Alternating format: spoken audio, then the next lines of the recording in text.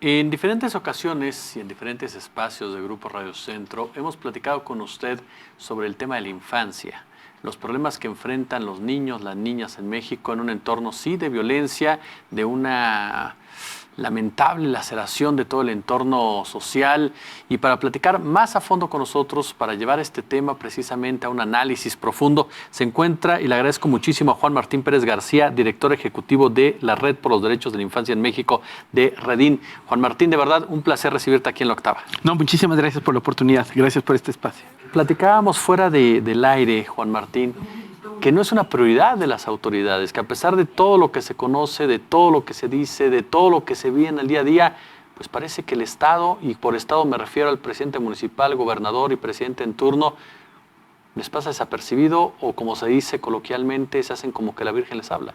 Sí, mira, yo creo que son varios elementos. Nosotros como red, esta red que articula 75 organizaciones en casi todo el país, tenemos ya 18 años de existencia. Hemos sido protagonistas de los cambios que se han logrado a lo largo del tiempo, modificaciones a la Constitución, la propia Ley General de Derechos de Niños y Niñas en 2014, la Ley de Justicia para Adolescentes y muchos otros procesos, y la instalación del Sistema Nacional de Protección Integral de Niños, Niñas y Adolescentes, que son como avances que hemos tenido en los últimos años. Sin embargo, claramente para la clase política mexicana, sin importar el color del partido, el PAN con Calderón, Fox, con Peña Nieto, el PRI, ahora Andrés Manuel, que es una mezcla de PRI, PAN y cosas raras. El común denominador es que los niños no son una prioridad porque se consideran responsabilidad de las familias. Esta es una visión vieja del siglo pasado, donde los niños se consideran propiedad exclusiva de las familias, de tal suerte que el Estado no interviene salvo que sean víctimas o sean victimarios. Esa visión impide, por supuesto, que se construya política pública y que se reconozca, y esto es muy importante, que hace 30 años México firmó y promovió la Convención sobre los Derechos del Niño, que es un instrumento que reconoce a niños y niñas en equivalencia humana con el mundo adulto. Y te pongo un ejemplo. Ahora, pegarle a un niño o una niña, el 63 o 7 de cada 10 niños y niñas en este país siguen viviendo golpes en su casa con fines educativos. Si nosotros le pegamos a una persona adulta, eso puede representar un conflicto legal, denominado lesiones, y si tardas más de 15 días puedes ir a la cárcel. Si tú le pegas a tu hijo, no pasa nada, salvo que llega al hospital y lo estés matando, y puede ser que algo suceda. Entonces tenemos este trato desigual. Pasa lo mismo con el tema de su voz. Tenemos muchos niños y niñas pequeños, particularmente víctimas de abuso sexual, en muchas ocasiones por padrastros, sacerdotes o ministros de culto, entrenadores deportivos, sus abuelos. Y cuando si tienen suerte de ser escuchados por sus padres o sus madres y llevados ante el Ministerio Público para poder presentar testimonio, estas carpetas de investigación se caen porque no consideran que la voz del niño valga igual que la voz del adulto. Claro. Porque obviamente un niño pequeño pues tiene metáforas de juegos, de historias infantiles, que trata de explicar lo que vivió, la experiencia traumática, y entonces los jueces, que tienen una visión, le llamamos adultocéntrica o pensada en el mundo adulto, dicen está fantaseando, es mentira, no es cierto. Se ponen en su lugar. Y efectivamente entonces queda pues obviamente en impunidad de estos hechos. Y un tercer elemento, tristemente, es que no tenemos culturas en nuestro país de participación ciudadana. Ni siquiera se ha estimulado. Antes existían espacios, ahora cada vez necesitamos, o más bien dicho de otra manera, la clase política en su conjunto, reitero, sin importar partidos políticos, no necesitan ciudadanos. Les estorba la ciudadanía. Lo que quieren son beneficiarios. Por eso es que se dan programas de transferencia monetaria directas a la población. Esto recordaremos que lo inventó Salinas de Gortari en el 88, y que permite entonces, 94, y permite a partir de eso tener más una lógica de beneficiarios, de clientes para el voto, y no ciudadanos que exigen sus derechos, que son responsables. Y hago alusión a ello porque los niños y niñas no participan. Te pongo dos ejemplos. En la administración de Peña Nieto se trabajó la primera reforma educativa. Llega este nuevo gobierno y como lo había besado la anterior, entonces estaba mal y se abrió otra reforma. En las dos reformas educativas que afectan a 25 millones de niños y niñas en la educación básica, no fueron consultados, que son los que van a padecerla o la están padeciendo. Es decir, la primera reforma educativa estaba mal, la segunda reforma educativa está peor. y quienes lo siguen padeciendo son niños y niñas y siguen sin ser consultados o escuchados. Lo mismo nos está pasando con muchos otros temas, por ejemplo, cuando son víctimas de un hecho delictivo, 97% de los casos quedan en impunidad. Solo 3 carpetas de investigación alcanzan algo parecido a justicia, por estos elementos que antes te he explicado, que su voz no vale, es desestimada, muy pocas ocasiones llegan las carpetas de investigación a integrarse bien, y los niños tienen poca posibilidad de ser escuchados y participar en la promoción de sus derechos, pero al mismo tiempo cuando son víctimas. Y esto genera entonces digamos, no solamente una gran deuda con ellos en su vivencia ahora, no cuando sean grandes, ahora mismo el nivel de sufrimiento, de desconfianza a las autoridades y sobre todo que no les ayuda para nada, pues va generando un efecto lamentable de que cuando crecen, adolescentes o jóvenes, consideran su vida y su futuro sin el Estado, sin la participación en lo absoluto de las políticas públicas. Juan Martín, quiero detenerme en un punto que mencionaste, el abuso sexual. Lamentablemente se da en lugares en donde supuestamente el niño debería estar seguro. Hablamos de la casa, hablamos de las iglesias, hablamos incluso hasta de albergues y lugares que son organizados, que son manejados por las propias autoridades. Sí, mira, nuevamente como estas visiones viejas de considerar a los niños como propiedad familiar, cuando no están en su casa y llegan a estar en albergues, se consideran literalmente muebles que son propiedad de quien detenta ese espacio. Aunque la ley establece que los niños y niñas no pueden estar en albergues, salvo la última opción, por espacio muy limitado y bajo supervisión, esto pues es papel mojado, no es real.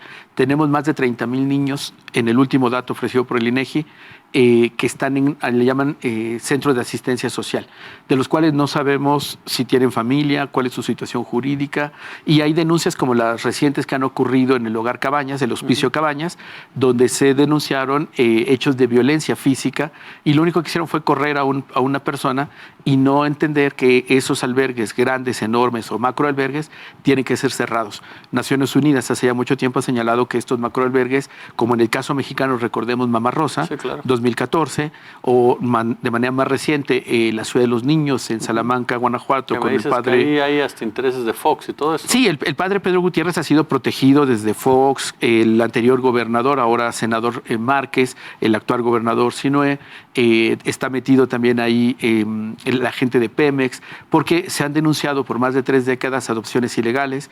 Una juez documentó 10 años de denuncias, 170 actas de nacimiento falsificadas de niños y niñas como si él fuera el padre biológico, lo cual es ilegal, y aún así esta persona sigue libre. Hay 7 carpetas de investigación en la Fiscalía de Guanajuato con Samarripa, el fiscal carnal, que por supuesto como tiene mandato político no lo investiga.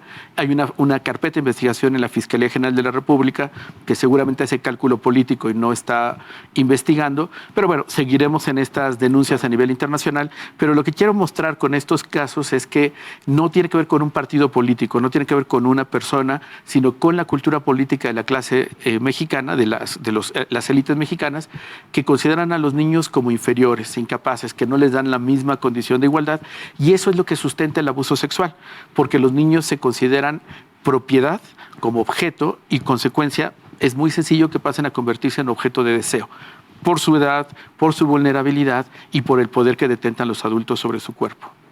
Es decir, que están totalmente en la indefensión. Sí, de hecho, fíjate, en 2006 la Organización de Naciones Unidas emitió un informe mundial sobre la violencia contra niños, niñas y adolescentes y encontró que el mayor espacio de violencia, paradójicamente lo que nos imaginamos, no son las calles, no son muchos de estos espacios, que sin duda lo son, pero el lugar donde más acontecimientos negativos le suceden a niños y niñas es en los espacios de protección. Las casas, las iglesias y centros deportivos, albergues, por supuesto. Entonces necesitamos como entender que si el Estado no asume su responsabilidad con todas y todos, particularmente niños y niñas como ciudadanos de pleno derecho, pues seguirá dejando esa responsabilidad en la mano de las personas adultas. Traería a colación ejemplos de esta nueva administración, las estancias infantiles. Este programa, que fue claramente violatorio a derechos humanos, el cierre de ese programa, emitió la Comisión Nacional de Derechos Humanos una recomendación que fue rechazada por el presidente, pese a que él había prometido aceptar todas las quejas, y a partir de ahí inició un ataque contra la persona del ombudsman de aquel momento, el doctor Luis Raúl. Sí. pero el planteo es que las familias decidan si los llevan a una estancia infantil o que los cuiden los abuelitos. O sea, ese es precisamente lo que muestra la visión vieja de los políticos mexicanos, sin importar el color, el nombre o el discurso, no ven a niños y niñas como ciudadanos de pleno derecho. De manera reciente, una persona en Twitter daba cuenta que el presidente en toda su línea de tiempo de este año, que por cierto tuitea mucho, o su equipo tuitea mucho, solo 7 tweets se refirieron a niños y niñas, y todos tenían que ver con temas asistenciales. O sea, claramente para el presidente, que hay que recordar, es el presidente del Sistema Nacional de Protección Integral de Niños, Niñas y Adolescentes, mandatado por ley, y que no ha asistido a las 2 sesiones que este año se realizaron, el 30 de abril y el 3 de octubre. El 30 de abril canceló, y mientras estábamos en sesión ordinaria, la primera sesión de esta administración, estaba repartiendo juguetes y en un desayuno con globos. Y el 3 de octubre canceló, tampoco fue, y por supuesto es una demostración política de que si a él no le interesa, como el jefe del Estado y el presidente de este Sistema Nacional de Protección Integral, con estancias infantiles como ejemplo, pero muchas otras, pues lo que nos da cuenta es que no solamente no es una prioridad, sino es un tema que le incomoda. Juan Martín, hacemos una pequeña pausa y regresamos para abordar el tema, pero de la violencia producto del crimen organizado con los niños, ¿te parece? Una pausa, no se vaya, regresamos por supuesto, estamos platicando de todo lo que se refiere a la niñez mexicana, los problemas que enfrentan el día a día. Una pausa y regresamos.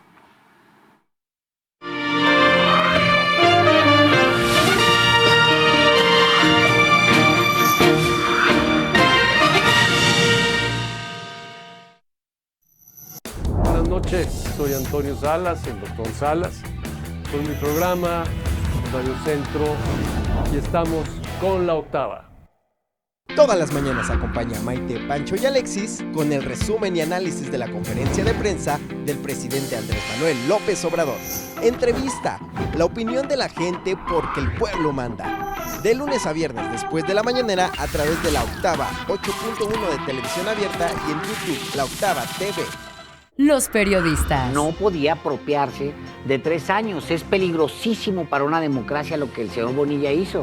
Claramente se trata de una reforma inconstitucional.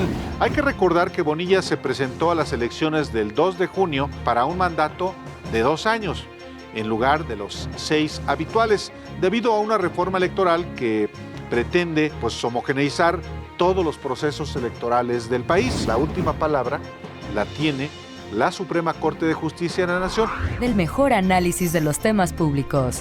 Los periodistas. Lunes a viernes, a las 18 horas. La Octava. Él es poeta y es director de Culturas Populares actualmente. Me da mucho gusto recibir a Mardonio Carballo. Mardonio, Julio, bienvenido. ¿Cómo estás? Qué gusto. Felicitaciones. Gracias. Tenemos nosotros un trabajo que se llama Trabajar con los Invisibles, que intenta en algún sentido resarcir lo que el racismo ha permeado en nuestra sociedad, y lo hacemos a través de cultura, ¿no? Y lo hemos comprobado cada vez más, de que hay mucha gente importante en este país que ha logrado cosas maravillosas, pero que aún con todos esos logros teme decir: yo hablo una lengua. Julio Astillero. De lunes a viernes, a partir de las 13 horas. La Octava. ¿Qué tal? Los saluda el comandante Hernández. Esto es REC, Reporteros Ciudadanos de los Supercívicos. Este es un programa de televisión que no debería de ser de televisión, porque prácticamente todo el contenido que sale de aquí está hecho en celulares. Cuéntanos su historia y nosotros nos vamos a encargar de hacerlos famosos. El rebote que está ahí, los policías me dijeron que ya tiene reportada la alcaldía. Su banqueta está muy resbalosa, entonces le vamos a poner estas lijas para que la gente no se vaya a romper la madre, ¿no? Porque su Barbie, Ejército de Oriente, siempre está lleno de caca. Este es Ejército de Oriente, ya había reportado que aquí se inunda seguido. Aquí no hay cámaras, ni micrófonos, ni maquillaje, sino simplemente historias reales de gente real que busca solucionar problemáticas de su comunidad. El día de hoy vamos a buscar esas banquetas que han sido invadidas por la gandayitis y vamos a tratar de buscarles un remedio para curarlas.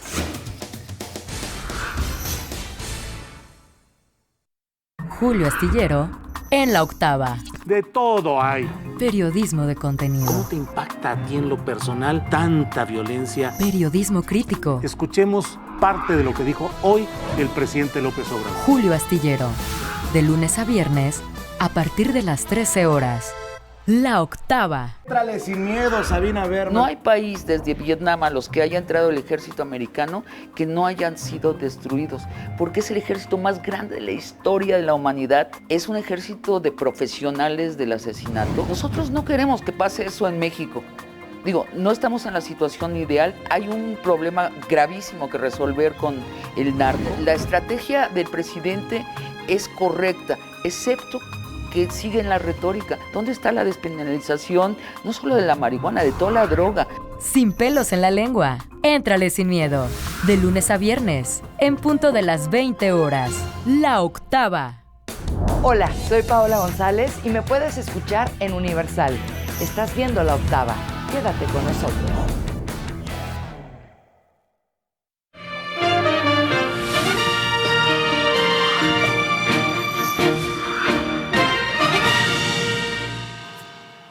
Seguimos con Juan Martín Pérez García, director ejecutivo de Redín.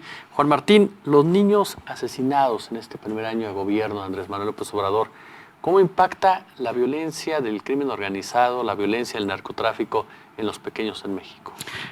La tenemos que partir de que estamos en una guerra que empezó Calderón en 2006, bajo la estrategia Limpiemos México. Claramente buscaba exterminio de los grupos, de los cárteles de la droga, y lo que detonó fue una cultura de militarización que ya ahora está muy extendida. O sea, cuando hablo de cultura de militarización, no solamente es los militares en la calle, la Marina, sino que ya prácticamente cualquier ciudadano puede observar que a nivel municipal o las policías estatales se visten, se comportan como militares. De hecho, los jefes de policías municipales son la gran mayoría exmilitares en retiro.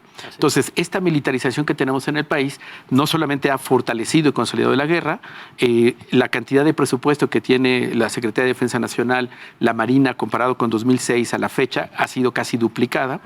Lo que nos da cuenta es que le siguen apostando a la guerra. En una guerra se necesitan soldados.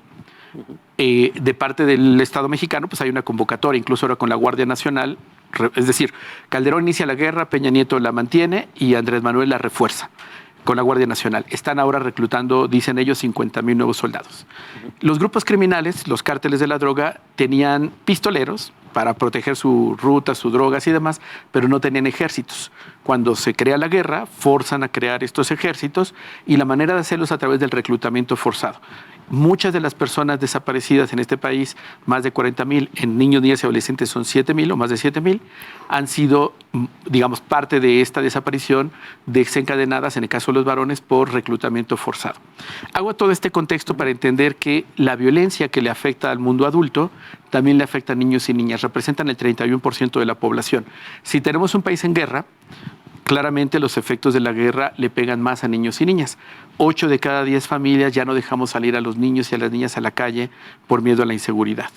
Claramente porque la estadística lo que nos da es que cada día están asesinando a 3.6 niños y niñas y desapareciendo a 4. Solo de enero a septiembre, al 30 de septiembre de este año, que ya le corresponde a la administración de Andrés Manuel López Obrador o de Morena, hay 796 homicidios de niños, niñas y adolescentes, de acuerdo a los datos oficiales. El año pasado, en abril del año pasado, presentamos también los datos, solo trabajamos datos oficiales, son los datos del secretariado. Y en su momento, el 29 de abril del año pasado, el presidente negó que fueran esos datos. Dijo que tenía otros datos y que iba a presentarlos. Hasta ahora, más de casi un año, no ha presentado otros datos. Pero los que sí están disponibles, los públicos, nos dan cuenta que estos 796 homicidios dolosos, 796, del 1 de enero al 30 de septiembre, 796 homicidios dolosos del 1 de enero al 30 de septiembre, nos da ese dato de más de 3 homicidios diarios. Esto lo que nos da cuenta es que el Estado mexicano en su conjunto no está, primero, reconociendo este grave hecho, que es una crisis de derechos humanos, pero no está atendiendo de manera apropiada. Hemos llamado con insistencia, como lo hicimos con Peña Nieto, como lo estamos haciendo con esta administración, a que necesitamos una estrategia focalizada que permita atender la violencia armada contra niños y niñas en este contexto de guerra y militarización para 3 cosas que están claramente vinculadas. La desaparición, que puede tener 2 vertientes, reclutamiento forzado o el feminicidio. En este caso también quiero agregar puntualmente la explotación sexual de las mujeres adolescentes. Cuando hablamos de desaparición, tenemos más de... no hay un dato oficial hasta el 30 de abril del 2018. Hasta ese corte, que falta mucho por mostrarnos, teníamos 6.614 desapariciones. El segmento más grande está en mujeres adolescentes de 15 a 17 años de edad. Todas las personas que nos escuchan, en sus mensajes de WhatsApp, de Messenger o redes sociales, recibe todos los días al menos 1 o 2 peticiones de ayuda de mujeres adolescentes o mujeres muy jóvenes desaparecidas. Estamos hablando de que el crimen organizado, en esta impunidad ramplante que tenemos, ha encontrado en estas chicas la posibilidad de construir una gran industria de explotación sexual. Son rápidamente sacadas de este país, llevadas a Japón, llevadas a Estados Unidos, a los países centroamericanos o sudamericanos, porque son redes internacionales, pero esto se ha convertido ya en un paraíso para estos criminales porque hay impunidad. Los datos que mencionaba hace un ratito de 97% de impunidad, y cuando son delitos de trata o delitos sexuales, es casi el 100% de impunidad. ¿Por qué se involucra un niño, además del reclutamiento forzado? ¿Por qué un niño se involucra con el crimen organizado? Mira, hay varias explicaciones. Los análisis que tenemos en el país y que coinciden con lo que se ha hecho ya de estudios en Brasil, Colombia, África, es que hay escenarios de crimen organizado, es decir, espacios territoriales donde los grupos criminales tienen control. Y los estados, la expresión del estado, ya sea municipal, estatal o incluso el federal, es frágil o está cooptada. Hay corrupción. De tal suerte que lo vital, como la vida, la comida, tu socialización, depende del grupo criminal. Hay lugares en este país, amplios territorios en nuestro país, que los niños, las personas adolescentes, las mujeres, tienen que tener el acuerdo con el jefe de plaza o con los encargados del territorio para poder salir o recibir visitas o para poder hacer algo. Entonces, en ese escenario de crimen organizado, muchos de los, particularmente adolescentes, son forzados a cuidar o a proteger su vida, convirtiéndolos en informantes, los llamados halcones. Hay otro segmento, por supuesto, que está vinculado por su dinámica familiar, sea porque son parte, porque colaboran o alguna cosa. Incluso hay elementos de orden aspiracional. Pudimos ver, lamentablemente, hace unos meses, varios videos de niños portando armas largas y dando amenazas a líderes de los otros cárteles enemigos. Claramente son hijos o personas cercanas a personas que ya están vinculadas, pero claramente es un delito y esta es una forma de legalmente de hablar de corrupción de menores o de reclutamiento. Y hay un tercer elemento que está creciendo lamentablemente con la creación de la Guardia Nacional y la búsqueda de 50,000 nuevos reclutas, que son los levantamientos forzados o la leva. Es decir, ya no importa quién sea. Al estilo de El Salvador, Nicaragua. Exactamente. ¿No? Entonces, por ejemplo, hay un testimonio que la gente puede encontrar en internet muy reciente, muy fresco. 3 jóvenes salían de una fiesta en Toluca hace un par de semanas y fueron levantados por un grupo criminal. A las 24 horas ya estaban en la Sierra de Guerrero en un campo de entrenamiento. Uno de ellos logró escapar, él denuncia que pidió ayuda a la Guardia Nacional que se encontró en la sierra, se burlaron de él y lo dejaron tirado. Es la comunidad o gente campesina quien le da protección y lo entrega a las autoridades. Su testimonio es muy importante porque lo que él ratifica es el modus operandi de la leva. Los levantan en grupos, los llevan a centros de entrenamiento que están pues claramente coludidos con autoridades locales y los forzan a cometer actos criminales.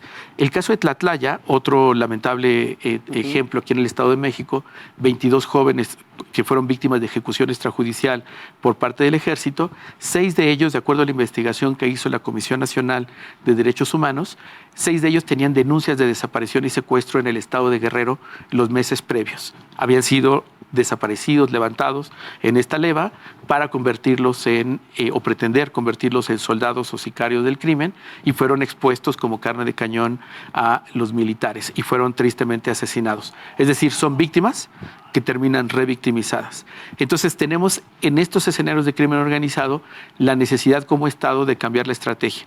Ya Naciones Unidas, la Comisión Interamericana de Derechos Humanos, muchos organismos internacionales le han señalado al Estado mexicano que esta estrategia de guerra y militarización es contraria a los derechos humanos, es contraria al efecto, y solo invitarle al público. En 2006, cuando Calderón inicia esta estrategia equivocada, nuestras tasas de homicidio estaban más o menos correspondiendo al nivel de desarrollo del país y de la región. Las tasas de homicidio en este momento comparten y se coinciden y se pueden comparar con los países en guerra como Siria, Libia, o países con situaciones tan críticas como Centroamérica, me refiero a Honduras. Entonces tenemos municipios en nuestro país que literalmente están en guerra, eso lo sabe mucho del público que nos escucha, tiene familiares en Tamaulipas, en Guerrero, en Sinaloa, donde esto que me refiero de escenarios de crimen organizado, donde todo depende del grupo criminal porque está cooptado el Estado, es una realidad y eso afecta a niños y niñas. Juan Martín Pérez García, director ejecutivo de Redín, muchas gracias por estar aquí en La Octava. Gracias por la oportunidad.